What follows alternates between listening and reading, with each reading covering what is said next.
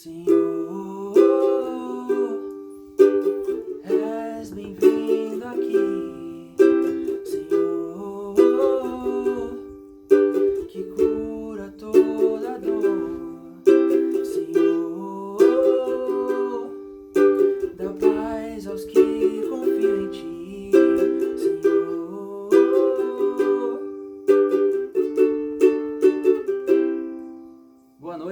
Boa noite.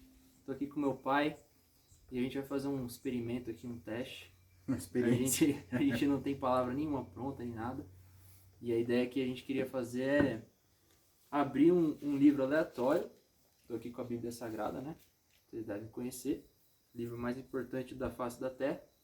A gente vai abrir um livro... E o mais vendido também. mais vendido. E a gente vai abrir um livro aqui, um versículo aleatório, a gente vai ler. E a gente vai conversar aqui entre nós. Quem quiser ouvir, ouve. Mas vai abrir assim? Quem não quiser, vai pular o vídeo e pronto. Vai abrir aleatório, pô. Então vai, você abre aí. Não existe sorte nem azar, vai ser determinação de Deus. Ó, pra provar que não tem nada aqui, Vai lá pro Novo Testamento, que é mais fácil. não tem nada preso aqui, ó. Não, vai ser só assim, ó. Não vou nem olhar. Vai ser mais fácil, pô, pra você pegar um texto embaçado aí. Jó, cara. Vixe. E não foi planejado, hein? Jó, vamos ver. Ah, mas Jó ficou sem graça, né? Coloquei nesses dias um Não, negócio. então pula esse aí. Mas vamos ver aqui, Daqui, pô. daqui. Você vai colocar aqui. Você vai interferir com o espírito, talvez Então a gente vai. tem que ver aqui. Mas lê aí qual que é então. Não sei, o primeiro que eu vi acho que foi 8. Bom, eu não sei, mas vamos fazer o experimento aqui, eu vou ler. Jó capítulo 8, versículo 1. Só para dar um contexto aqui já entra numa parte da discussão que Jó já sofreu tudo aquilo que ele sofreu, para quem conhece da história. E ele está com um diálogo com os amigos dele. E aqui é uma parte que um dos amigos está respondendo a Jó. Qual que é o amigo dele aí? O Então, Bildade. Verdade. De Suá, né? Acho que é o local que ele era. Uhum. Então aqui já está uma discussão, a gente vai pegar meio no meio do negócio aqui. Se não funcionar, a gente tenta outro livro. Então Bildade de Suá respondeu: Até quando você vai falar desse modo? Suas palavras são um grande vendaval. Acaso Deus torce a justiça? Será que o Todo-Poderoso torce o que é direito? Quando os seus filhos pecaram contra ele, ele os castigou pelo mal que fizeram. Mas se você procurar a Deus e implorar junto ao Todo-Poderoso, se você for íntegro e puro, ele se levantará agora mesmo em seu favor e o restabelecerá no lugar que por justiça cabe a você. O seu começo parecerá modesto, mas o seu futuro será de grande prosperidade. Aqui pegou bem no meio do contexto. Uhum. Mas o que é interessante aqui não vai dar para analisar só com isso aqui, mas já conhecendo a história, né? Uhum. O que eu acho interessante, depois você pode falar o que você acha, é que o amigo dele, como os outros também, estão achando que Jó está ali de forma justa. Porque para eles não tinha por que acontecer tudo aquilo com ele se não tivesse feito algum pecado. Se não tivesse pecado, se não tivesse errado. Né? Então ele fala que seus filhos pecaram contra Deus e eles o castigou pelo mal que fizeram. Né? E ele fala, se você procurar Deus e implorar junto ao Todo-Poderoso, se você for íntegro e puro, ele se levantará agora mesmo a seu favor e o restabelecerá no lugar que por justiça cabe a você. Isso é muito interessante, porque o livro de Jó é incrível, né? Mas assim, houve um tempo em que Jesus estava na Terra e ele era íntegro e puro e a justiça cabia a ele tinha o poder. Mas ele se ausentou de tudo isso para poder cumprir o que ele tinha que cumprir. E talvez o amigo dele não estava sabendo, não estava por trás, né? Não sei. Só lendo aqui. Você está falando de Jesus, no caso? Estou falando de Jesus. Porque na cabeça desses caras, quem faz maldade tinha que pagar algum preço. E pronto. Ali na terra. Eles não tinham revelação, né? Ainda não tinha revelação da graça, apesar que você encontra a graça no Velho Testamento em muitas passagens. Mas aqui na cultura da época, que o livro de Jó não deixa claro o período, né? Mas em algum momento ali, depois de Abraão e antes de Moisés, né? Então eles viviam num pensamento de que se você está sofrendo, se você está passando por algo ruim, você fez alguma coisa errada. Então essa era a ideia da época, né? Obviamente eles viram o Jó passando por isso, eles chegaram à conclusão de que que Jó tinha pecado ou ocultado um pecado e estava pagando por aquilo. Mas se você vai lá no começo do livro de Jó, o próprio Deus fala para Satanás: você viu meu servo Jó? Não existe na terra ninguém como ele. Quer dizer, o próprio Deus já deu, né, quem realmente é Jó, né? Vamos dizer assim, já sentenciou, esse cara é íntegro. Entendeu? Não, Deus fala isso para Satanás. Satanás. O negócio é forte. Mas esse ponto é importante. Agora, uma correlação que a gente pode fazer é assim. Existe muitas pessoas hoje que ainda têm esse pensamento antigo. Que se você fez algum mal aqui, se você fez algum pecado contra Deus, ou você é uma pessoa maldosa, que vai cair um raio em você e você vai ser obliterado ali mesmo, né? Não, eles pensam que Deus vai punir eles a qualquer momento. Vai punir. Não que a obediência... Ou o contrário também, desculpa te cortar. Mas se você seguir certinho, vai ficar aqui um pastinho verdinho, né? Vai cair frutinha do céu. Em parte, sim. Você tem que obedecer e você vai colher frutos da obediência, né, do Senhor. Mas isso não jamais pode passar na cabeça da gente que a gente vai estar isento da aflição. De forma alguma. De forma alguma mesmo. Se você vê os apóstolos de Jesus... Meu Deus, os caras estavam tudo em pecado, aquele povo. Os apóstolos que a gente acredita, então, eles estavam tudo criminosos. Exatamente. Você vê, os apóstolos foram crucificados, foram apedrejados. O outro nem quis ser crucificado igual Jesus foi. Na verdade, o que Deus usa, né, para nos tratar, nos moldar, nos fazer parecido com Jesus é o sofrimento, é a aflição. Ninguém amadurece, ninguém cresce em Deus deitado na rede, entendeu? Então é o que Deus usa. Se a tua vida está nas mãos de Deus, se você crê que Deus está no controle da sua vida, né? Deus não está no controle do mundo, Deus está no controle da sua vida. Ele é soberano sobre a terra. Então, se você crê nisso, você tem que receber como o Jó falou. A esposa dele falou: eu recebi o bem, não vou receber o mal, quer dizer, entendeu? Se sua vida está na mão de Deus, Deus vai usar todas as situações para forjar em nós o caráter de Jesus.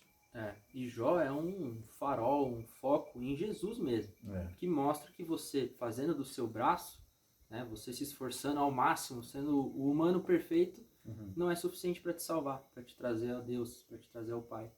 Existe um caminho apenas. E se você tirar o foco de Jesus e querer fazer da sua forma, né, não vai dar certo. Mas Jó é um livro embaçado de ler, é complicado. Esse diálogo aqui desses amigos dele vai longe. E o que eu acho interessante é que esses amigos, eles eram amigos mesmo. Eles ficaram lá uns 10 dias, não lembro agora a quantidade, mas... Foi dia pra caramba. Vamos pôr aqui 10 dias como exemplo, Fora né? que eles ficaram alguns dias em silêncio. Verdade. Ficaram só junto, né? Ficaram lá, em silêncio. Quer dizer... Era amigo mesmo. Para quem conhece o ser humano, eles resistiram muitos dias em silêncio. Que é difícil pra caramba. Difícil pra caramba. E se você analisar assim, Jó tinha muitos bens, muitas posses. Geralmente alguém muito rico traz amizades não verdadeiras. Quem aí que é rico pode dizer que se perder tudo vai ter aí um círculo de amigos que vai ficar com você lá. Você com o caco de vidro aqui arregaçando e os caras aqui quietos com você. Ele tava podre, cheirava mal, né? Então, nem a mulher dele aguentava ele, né? Mas eles ficaram lá. Agora, o que é o ponto interessante? Aparentemente, esses amigos não conheciam ele de fato. Ou eles estavam muito presos ao pensamento de que se ele estava naquilo, porque ele fez algum mal, né? Eu acho que a cultura da época, né? Na verdade, Mas não ter um amigo para defender? É que seria se levantar contra Deus, né? Então é que é complicado. Na cabeça deles, Jó estava passando por aquilo, por aquela situação... De forma justa, segundo o julgamento de Deus. Então, se eles pensassem talvez em defender Jó, né? Seria ir contra Deus. Exatamente, por causa do pensamento da época, que é um pensamento equivocado, né? Mas é aí que é legal, porque aí Jó começa a falar: quem vai me advogar, quem vai me defender? Para quem que eu vou recorrer, né? Ele clamou a Jesus, né? Para quem que eu vou recorrer? E ele fala: agora eu espero o dia que tiver Hoje escolhido lá. Hoje a Bíblia diz que Jesus está sentado à direita do Pai intercedendo por nós. Então quer dizer, se hoje você erra, você peca, você falha, Jesus intercede por nós. Então Jesus está lá, ele fala assim: ó, Pai, eu tive lá, eu sei como é que é, perdoa.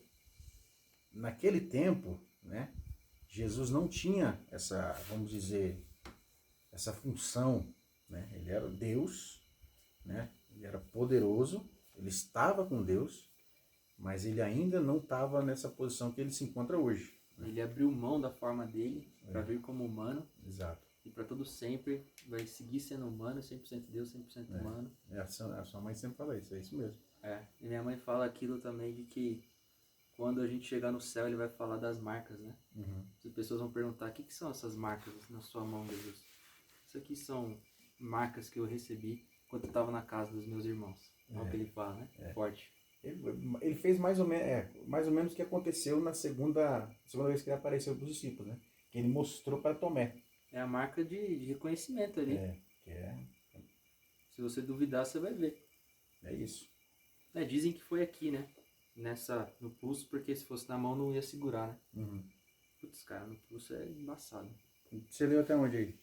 Não, só até o 7. Daria pra ir mais, né? Dá uma lida aqui. Deixa eu ver, tá com 11 minutos. Vamos tentar ir mais uns 2 minutos aqui de vídeo, pra não ficar longo. Quer que eu leia? Versículo 8. 9 aí. Pergunte às gerações anteriores e veja o que os seus pais aprenderam. Pois nós nascemos ontem e não sabemos nada. Nossos dias na terra não passam de uma sombra. Acaso eles não o instruirão, não lhe falarão? Não proferirão palavras vindas do entendimento? Poderá o papiro crescer senão no pântano? Sem água cresce o junco, mal cresce e antes de ser colhido seca-se mais depressa que qualquer grama. Esse é o destino de todo o que se esquece de Deus. Assim perece a esperança dos ímpios. Você está entendendo? Eles estão reforçando essa ideia de que se você fez algo errado, a consequência é o que está acontecendo com você, Jó. Você é um pecador. Você errou, você falhou, né? Então, naquela ideia de que você está sofrendo porque você merece. E eles estão usando até exemplos assim, como é que o negócio aqui, que ele usou papiro, né? Como é que o papiro vai crescer no pântano? Exato. Né? Se não no pântano, né? Que eles cresciam num negócio chaco, né? E tem muita gente que sofre hoje com isso, né? Não entende essa questão. Por que Deus deixa tanto sofrimento na terra? Por que isso? Por que aquilo? Por que Deus... Rapaz, tem coisa que é consequência do próprio pecado. Tem coisa que o próprio Jesus falou. No mundo tereis aflições. Isso é uma discussão longa. No mundo tereis aflições, mas tem bom ano, vence o mundo. Então essa questão do sofrimento sobre a terra é uma questão que é conversada desde o tempo de Adão. Mas eu acho que a linha legal a seguir para quem é cristão, quem acredita em Jesus se você acredita em Jesus querendo fugir de aflição nessa terra, não vai dar certo. Tá lascado. Ele já prometeu que você vai ter. Ele já garantiu. Você quer seguir Jesus? Sua garantia é essa. Vai ter aflição. É o que o Luciano Subirá falou, né? Falou, né? Falou na igreja mesmo. E aí fala isso. Você quer seguir Jesus? Beleza. Vai ter um custo.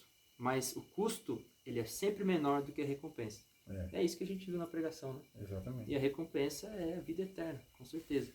Agora, o importante é dizer também é que esse não era o plano de Deus lá atrás. Deus tinha um plano pra gente ter uma vida com ele ali, a gente voltar no Jardim do Éden, uma perfeição.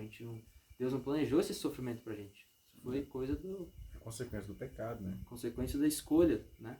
Tem até umas pessoas que dizem que Deus, ele criou o mal. Mas Deus não criou o mal diretamente. Criou indiretamente. Quando ele criou seres de livre-arbítrio. A escuridão, na verdade, não existe. É a ausência de luz.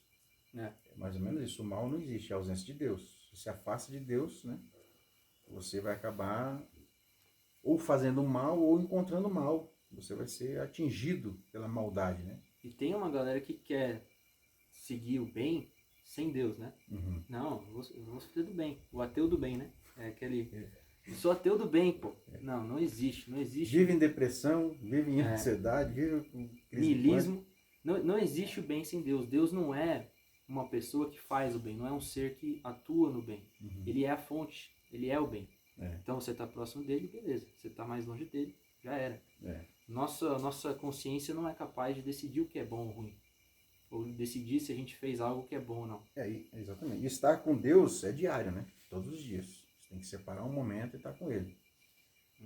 Que a gente chama as disciplinas espirituais. Leitura da palavra, oração, solitude, né? Enfim, contemplação. É isso aí. Para estar com o Senhor, você tem que colocar Ele na sua agenda e separar um tempo. Assim como você vê uma série da Netflix, assim como você vê um jogo de futebol, fica 1 hora e pouco, você tem que colocar na sua agenda e passar tempo com Deus. Tem. né? Senão você não tem como dizer que eu sirvo a Deus. Eu sou um cristão, né? Não é. Exatamente. Não tem como. Mas também, assim, você tem que ter esse tempo porque não é as coisas que você faz para Deus, né? É. Deus olha muito pro seu coração. E o seu coração estando bem, claro, estando bem com Deus, você vai ser frutífero, né? Tem até uma parábola assim. Você quer ver se alguém está próximo de Deus, vê onde estão os frutos dele, né? Então acho que por isso que muita gente foca em fazer coisa. E tudo bem, mas aí tem aquela outra passagem que é Não, ele pode fazer, mas tem que fluir desse local, desse encontro. do propósito de Deus. Isso. E se você encontra o propósito estando com Deus. Então você pode ser um cara que vai fazer as coisas, mas tem que fluir desse encontro. Porque ao contrário disso é ativismo. Aí você começa a trabalhar para Deus sem Deus. Começa a servir a Deus sem estar com Deus. É loucura, E aí insanidade. Deus lá na frente pode falar, mas eu não pedi para você fazer tudo isso. Exatamente. Não, é verdade. Mas tá ficando longo o vídeo, vamos encerrar por aqui. Tem a plaquinha aqui de Feliz Natal, acho que é um bom momento pra gente falar. Tá ao contrário ali, mas dá uma plaquinha de Feliz Natal. É porque a gente deixou assim para a pessoa, entendeu? Dar uma decifrada, né? Não ficar fácil. Mas enfim, a gente deseja um Feliz Natal para todo mundo que estiver vendo, boas festas, um final de ano abençoado para todo mundo que for ver esse vídeo. 2024 seja cheio de bênçãos, que vocês se aproximem de Deus. E o que eu tô falando no vídeo é para mim 100%, 150% de vezes, que eu me aproxime também, que nós nos aproximemos aí mais de Deus, mais de Jesus, né? Nada mais importa, acho que essa é a palavra. E lembrando, terminou? Quase. E é isso aqui, ó. Isso aqui que a gente precisa. Dia e noite. Eu preciso disso aqui e todos também. Feliz Natal, boas festas. Isso, e lembrando que só Jesus é o caminho, a verdade e a vida. Ele disse que ninguém vai ao Pai se não for por ele. Então se conecte com Jesus. Jesus é a representação exata de quem é o Pai. Conhecer o Pai tem que conhecer Jesus. Exato. Beleza? Como é que desliga aí? Um abraço a todos. A gente desliga desligando aqui, ó.